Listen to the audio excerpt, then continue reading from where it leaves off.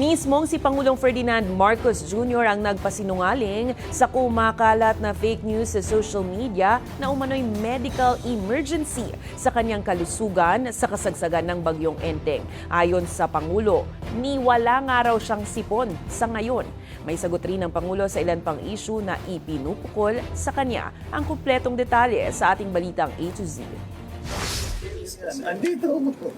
Nandito lang ako. Ito ang tugon ni Pangulong Ferdinand Bongbong Marcos Jr. matapos mag-trending sa social media kung hashtag nasaan ang Pangulo sa gitna ng pananalasa ng bagyong Enteng. Kumalat pa na nagkasakit at na-ospital umano siya. Do I look sick? Yan ang kailangan natin bantayan. Mga fake news na ganyan. Huwag kayong naniniwala unless it comes from a credible source. Katunayan, ayon kay Marcos, busy siya sa mga command conference at trabaho sa Malacanang buong araw ng Martes. Nagulat lang ako when they said that there was medical emergency. Medical emergency. Medical emergency. It's totally and completely fake. I do not even have a cold. I do not have anything wrong with me. I'm fine. Thank you for your concern. Ngayong Miyerkules, pinangunahan ni Marcos ang briefing ng disaster officials ukol sa nagdaang bagyong Enteng. Nag-aerial inspection rin si PBBM sa mga lugar na lubhang tinamaan ng sakuna. Habang nasa chopper, hindi nakaiwas ang Pangulo sa iba pang issue tulad ng hirit ng kampo ng puganteng si Apollo Kibuloy. Kailangan ang kausap niya ang korte. Dahil ang executive, ang papel lang namin ngayon ay arestuhin siya.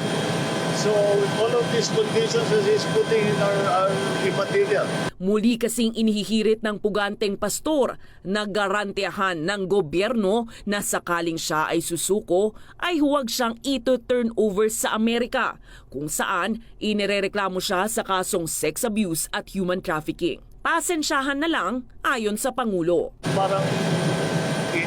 Parang hindi niya yata masyadong naintindihan ang proseso ng pagka nag-issue ang korte ng bench warrant, warrant for arrest.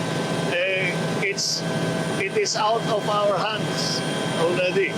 It is in the court's hands. Tinanong din siya sa lumalawak na agwat sa pagitan niya at ni Vice President Sara Duterte. Kamakailan, nagsorry si VP Sara sa mga tagasunod ni Kibuloy dahil sa kanyang pag-endorso noon kay Marcos sa pagkapangulo.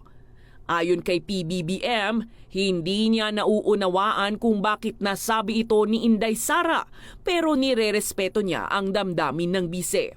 Sa huli, inamin ni Marcos na wala na silang komunikasyon magmula nang magbitiw si VP Sara sa gabinete bilang kalihim ng edukasyon.